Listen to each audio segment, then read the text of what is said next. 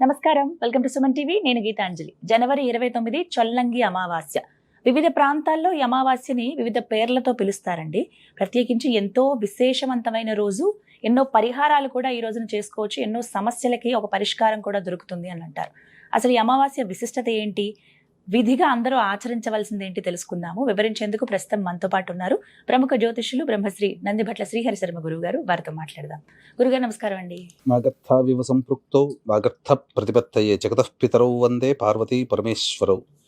సదాశివ సమారంభాం శంకరాచార్య మధ్యమాం అస్మదాచార్య పర్యంతం వందే గురు పరంపరాం. ఆదిత్యాయ చ సోమాయ మంగళాయ బుధాయ చ గురు శుక్ర శనిభ్యశ్చ రాహవే కేతవే నమః. శృంగేరి జగద్గురు పీఠాధిపతులకి, కంచి పీఠాధిపతులకి నమస్కారములు తెలియజేసుకుంటూ కార్యక్రమాన్ని ప్రారంభిద్దాం. గురుగారు, ఎంతో విశేషవంతమైన రోజు అని అన్నారు, చొల్లంగి అమావాస్య. అసలు ఏంటండి ప్రత్యేకత, వివరించండి. చొల్లంగి అమావాస్య, వీటినే మౌని అమావాస్య కూడా అని అంటారు. ఎందుకనంటే ఏ అమావాస్యకైనా లేని విశిష్టత ఈ అమావాస్య రోజున మౌన వ్రతాన్ని ఆచరించమని చెప్పబడి ఉంది.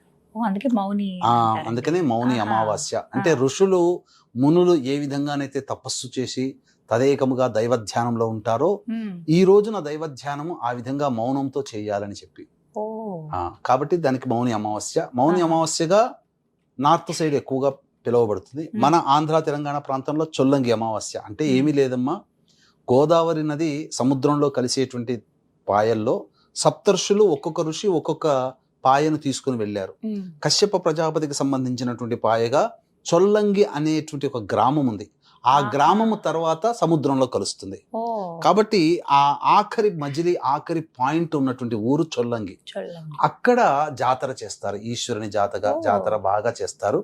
అందుకనే గుర్తు పెట్టుకోవడం కోసమే చొల్లంగి గ్రామంలో విశేషంగా పితృ కార్యక్రమాలు ఆ తీరంలో చెయ్యాలి. అందుకని చొల్లంగి అనే పేరును పెట్టేసి చొల్లంగి అమావాస్య అంటే గుర్తుంటది కాబట్టి చొల్లంగి అనే అమావాస్య అనగానే చొల్లంగి గ్రామానికి చేరుకోవాలనేటువంటి తలంపు రావాలని ఆ విధంగా ప్రసిద్ధికి ఎక్కింది. దీన్ని ఆ విధంగా చెప్పబడుతుంది. ఇప్పటికీ ఉంది చొల్లంగి. అంటే మనకు పాండిచ్చేరి యానాం ఉంది కదమ్మా, ఆ యానాంకి దగ్గరలో ఉంటుంది. అది అక్కడి నుంచి సముద్రంలో కలుస్తుంది, ఆఖరి పాయింట్ అన్నమాట నదికి. అయితే ఈ అమావాస్య రోజున కుంభమేళాలో వస్తున్నటువంటి 144 సంవత్సరాలకి అంటున్నారు. వాస్తవానికి 2013లోనే అయిపోయింది 144 సంవత్సరాలు. ఇది పూర్ణ కుంభమేళ. 2013 ప్లస్ 12 2025 అంటే 12 సంవత్సరాలకు వచ్చే పూర్ణ కుంభమేళ. అయితే ఈ మౌని అమావాస్య చాలా ప్రత్యేకంగా ఉంది. అంటే మనము ఈ తిథివార నక్షత్రాలు గణన చేసేటప్పుడు చూసినటువంటి విధానంలోనమ్మా ఏంటంటే ప్రతి అమావాస్య రోజున చంద్రుడు ఉండడు, రవి మాత్రమే ఉంటాడు. కానీ ఆ రోజు బుధవారం అయ్యింది. రవికి సంబంధించినటువంటి నక్షత్రం ఉత్తరాషాఢ నక్షత్రం ఆ రోజున 8:21 వరకు ఉంది. అంటే ఏంటి, ఆ పితృకారకుడైనటువంటి రవి 2 రెట్లు అధికంగా ఉన్నాడు. అమావాస్య అంటేనే రవి. అందున రవికి సంబంధించినటువంటి ఒక నక్షత్రం, 3 నక్షత్రాల్లో కృత్తిక, ఉత్తర ఫల్గుని, ఉత్తరాషాఢ. ఆ ఉత్తరాషాఢ నక్షత్రం ఉదయం సూర్యోదయం దారభ్యత 8:21 వరకు ఉంది. తదనంతరం శ్రవణ నక్షత్రం వస్తుంది. శ్రవణం ఎవరికి, చంద్రుని యొక్క నక్షత్రాల్లో ఒకటి, రోహిణి, హస్త, శ్రవణం. కాబట్టి అమావాస్య శ్రవణం రెండు కలిసినప్పుడు ఏంటంటే సహజంగా అమావాస్యలో చంద్రస్పర్శ ఉండదు, కానీ చంద్ర నక్షత్రం అయినటువంటి శ్రవణ నక్షత్రం కూడా ఆ రోజున కలిసి వచ్చింది. చాలా విశేషం అమ్మ. సూర్య చంద్రుడు ఉన్నటువంటి రోజుగా చెప్పబడవచ్చు. కాబట్టి మనఃకారకుడు చంద్రుడు, మనం ఏ పని చేయాలన్నా చైతన్యానికి కారకుడు రవి. కాబట్టి ఈ 2 కలయిక ఉన్నటువంటి రోజున ఎవరైతే కష్టాలతో బాధపడుతుంటారో, ముఖ్యంగా ఉద్యోగపరమైన సమస్యలు కానీ, అలాగే మానసికంగా ప్రశాంతత లేని వాళ్ళు కానీ, వివాహాది శుభ కార్యక్రమాలు చేసుకోలేని వాళ్ళు కానీ, ముఖ్యంగా ఏ అమావాస్య రోజున కూడా మనము విష్ణుదేవుని ఆరాధన చేయమని చెప్పాల. కానీ ఈ చొల్లంగి లేదా మౌని అమావాస్య రోజున విష్ణుని ఖచ్చితంగా ఆరాధించాలని చెప్పబడింది. ఈ అమావాస్యన లక్ష్మీ సమేతముగా విష్ణువుని ఆరాధించాలి. చాలా విశేషం అమ్మా. కాబట్టి ఆ రోజున ఖచ్చితంగా అమావాస్య అన్నప్పుడు అందరూ కూడా చేసేటువంటిది తర్పణాది కార్యక్రమాలు వదులుతారు. కానీ ఆ రోజున తర్పణాది కార్యక్రమాలు ఎప్పుడు చేసుకోవాలంటే పితృకారకుడైనటువంటి రవి ఉన్నటువంటి నక్షత్రం ఉన్నటువంటి రోజు సమయంలోనే, అంటే సూర్యోదయం అయిన తర్వాత వెంబడే కాలకృత్యాదులు తీర్చుకొని సూర్యోదయం కోసం వెయిట్ చేయాలి. సూర్యోదయం అవ్వగానే చక్కగా ఇంట్లో బ్రాహ్మణుని పిలిపించుకొని తర్పణాది కార్యక్రమాలు చేయాలి. 29వ తారీఖు ఉదయమే సూర్యోదయం అవ్వగానే ఆ సూర్యోదయంతోనే పితృ కార్యక్రమాలు చేయొచ్చు. అమావాస్య రోజున తప్పులేదు, మధ్యాహ్నం దాకా వేచి చూడాల్సిన పని లేదు. కానీ ఎందుకు ఉదయం 8 గంటల లోపల చేయమన్నామనంటే, పితృకారకుడైనటువంటి రవి యొక్క నక్షత్రం ఆ రోజున ఉంది, ఉత్తరాషాఢ నక్షత్రం. పైగా రవి మకరంలోనే ఉన్నాడు. మకరంలో రవి ఉండగా మకర సంక్రాంతికి మనం ఒక సమయం చెప్పాం తర్పణాది కార్యక్రమాలు చేసుకోమని. కానీ రవి మకరంలో ఉండి ఆ రవి నక్షత్రమైనటువంటి ఉత్తరాషాఢ నక్షత్రం కూడా ఉండడం ఆ సమయం చాలా విశేషం. కాబట్టి ఆ సందర్భంగా చేసుకుంటే చాలా మంచిది. రవి కూడా చంద్రుడి నక్షత్రంలో ఉంటాడు ఆ రోజున. రవి 29వ తారీఖు కదా, చంద్రుడి నక్షత్రం మన ధనిష్ట నక్షత్రం కుజ నక్షత్రంలో ఉంటాడు. ఆ సంక్రాంతి అదే 15వ తారీఖు తర్వాత ఫిబ్రవరి 14-15లో మళ్ళీ కుంభ సంక్రమణకు వస్తుంది. కాబట్టి ఖచ్చితంగా రవి శ్రవణ నక్షత్రంలోనే ఉంటాడు, చంద్రుడు శ్రవణ నక్షత్రంలోనే ఉంటాడు. కాబట్టి చాలా విశేషమైనటువంటి సమయం. సూర్యోదయం అవ్వడంతోనే పితృ కార్యక్రమాలు చేయాలి. తదనంతరం విష్ణుని ఆరాధన చేయమన్నది ఈ అమావాస్య రోజున. కాబట్టి తులసి చెట్టు దగ్గర ఆవు నేతితో దీపారాధన చేసి షట్కోణం వేసి చక్కగా ముగ్గుతో షట్కోణం వేసిన తర్వాత అప్పుడు లక్ష్మీ సమేతుడైనటువంటి విష్ణువుని చిత్రపటాన్ని పెట్టి ఎర్రటి పూలమాల వేసి లక్ష్మీ సహస్రనామము మరియు విష్ణు సహస్రనామము పారాయణం చేసి ఏదైనా దానిమ్మ పండు, ఆవు పాలు లేదా అరటి పండ్లు నైవేద్యంగా పెట్టాలి. ఏ సమయం గురుగారు? అది ఉదయం 8:30 లోపల ఈ తతంగం అంతా కంప్లీట్ చేసుకోవాలి. తర్పణాలు కంప్లీట్ చేసుకోవాలి, వెంబడే ఈ పారాయణం కూడా చేసుకోవాలి. చేసుకుంటే విష్ణు సంబంధమైనటువంటి అనుగ్రహాన్ని అమితంగా పొందగలుగుతాం. అది తరువాత రావి చెట్టు దగ్గరికి వెళ్ళాలి. ఆ రోజు ఖచ్చితంగా చేయాలి. ఆ రోజున బ్రాహ్మణుడికి దానం చేయాల్సినవి కూడా చెప్పబడి ఉన్నాయమ్మా.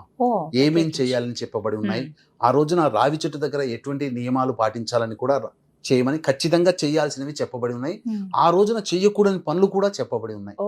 కాబట్టి ఇక వీక్షించేటువంటి ప్రేక్షకులు ఇంతటి మహాద్భుతమైనటువంటి 29వ తారీఖు రోజున మౌని అమావాస్య లేదా చొల్లంగి అమావాస్య రోజున మధ్యాహ్నం 3 గంటలకి మీ జాతకరీత్యా కలుగు శత్రు సమస్యలు, ఉద్యోగ సమస్యలు, ఆర్థికపరమైన సమస్యలు, వివాహ సమస్యలు, దాంపత్య సమస్యలు, విద్యా సమస్యలు, ఆరోగ్య సమస్యల నివారణార్థమై, కోర్టు సమస్యల నివారణార్థమై ప్రత్యంగిర హోమం, బగళాముఖి హోమం, రాజశ్యామల హోమం, వారాహి హోమం, ధూమవతి హోమాలు 17,2100కి చేయించడం జరుగుతుంది.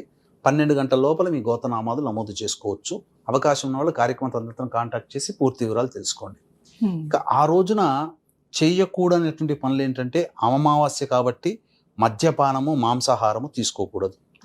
వీలైనంత వరకు మౌనాన్ని పాటించాలి. ఆ రోజున అసత్యం ఆడకూడదు.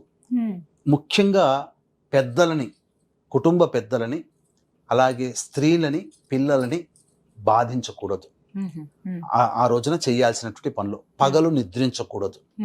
ఇక ఆ రోజున రావి చెట్టు దగ్గరికి వెళ్ళి రావి చెట్టు చుట్టూ నారాయణాయ నమః అంటూ 27 ప్రదక్షిణలు చేసి తూర్పు వైపున కూర్చొని విష్ణు అష్టోత్తరం 3 సార్లు పఠించి నల్ల నువ్వులని ఒక రాశిగా పోసి ఆ నల్ల నువ్వుల మీద ఆవు నేతితో చేసినటువంటి కానీ లేదా నువ్వుల నూనెతో ఉన్నటువంటి దీపారాధన వెలిగించి వెనక్కి తిరిగి చూడకుండా ఇంటికి రావాలమ్మా.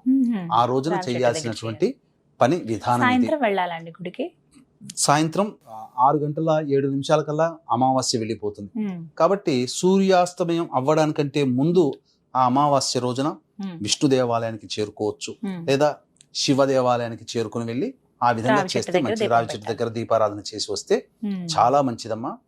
ఆ రోజున విష్ణుని ప్రత్యేకముగా ఈ సంబంధించినటువంటి అర్చన చేయమన్నది అమావాస్య రోజున. ఏ అమావాస్యకి కూడా చెప్పబడలేదు, కానీ ప్రత్యేకించి ఈ చొల్లంగి అమావాస్య రోజున విష్ణు దేవత ఆరాధన చాలా విశేషంగా చేస్తారు. ఖచ్చితంగా ఇది విధిగా చేయాలి. ఈ చొల్లంగి అమావాస్య కంటే ఏమైనా ఉన్నాయండి? చొల్లంగి అమావాస్య రోజున దానాది కార్యక్రమాలు చెప్పబడి ఉంది. మనము కార్తీక మాసంలో చూసినట్లయితే వస్త్రదానము, ఉసిరిక దానము చెప్పబడి ఉంది కదమ్మా.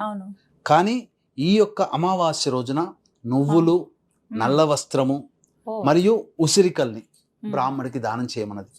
దీని ద్వారా ఆయురారోగ్య ఐశ్వర్యాలతో పాటుగా కర్మదోషములు తొలగిపోతాయి ఈ అమావాస్య రోజున దానం చేస్తే. దేవాలయాల దగ్గర తీసుకుంటారండి? దేవాలయంలో తీసుకునే వాళ్ళు ఉంటే తీసుకోవచ్చు, లేదా ప్రత్యేకించి ఈ యొక్క నువ్వులని దానం తీసుకునేటువంటి బ్రాహ్మణులు, శని గ్రహానికి సంబంధించినటువంటి దానం తీసుకునే బ్రాహ్మణులు కూడా ఉంటారు. వాళ్ళని వెతికి పట్టుకొని వాళ్ళకి దానం ఇచ్చినట్లయితే మంచిది. తగు దక్షిణ కూడా ఇచ్చి చేయవచ్చు. ఆ రోజున అమావాస్య రోజున కాబట్టి మౌనాన్ని ఆశ్రయించడం, వీలైనంత వరకు భోజనం చేయకుండా ఉండి అమావాస్య వెళ్ళిన తర్వాత రాత్రిపూట టిఫిన్ చేయవచ్చు, లేదా భోజనమైనా చేయవచ్చు. ఈ విధంగా ఉదయం నుంచి రాత్రి వరకు సాధ్యమైనంత వరకు తెల్లవారుజామునే అన్ని ముగించుకుంటే అన్ని 8:21 లోపల ముగించుకుంటే విష్ణు సహస్రనామం, లక్ష్మీ సహస్రనామం, తర్పణాది కార్యక్రమాలు కూడా 8:21 ప్లాన్ గా వెళ్తే చేసుకుంటే అవన్నీ కంప్లీట్ అయిపోతాయి, ఈజీగా కంప్లీట్ అయిపోతాయి. సాధారణంగా అమావాస్య అంటే రాత్రిలో చూస్తాం కదా మనం, మరి పౌర్ణమి అంటే రాత్రులు చూస్తారు, అమావాస్య అంటే పగలేనండి. అందుకనే ఉదయం నుంచి సూర్యాస్తమయం అయ్యే లోపు అన్ని ముగించుకోవచ్చు. చాలా సంతోషం గురుగారు, చక్కగా వివరించారండి. నమస్కారం. సర్వం శ్రీ ఉమామహేశ్వర పరబ్రహ్మార్పణమస్తు.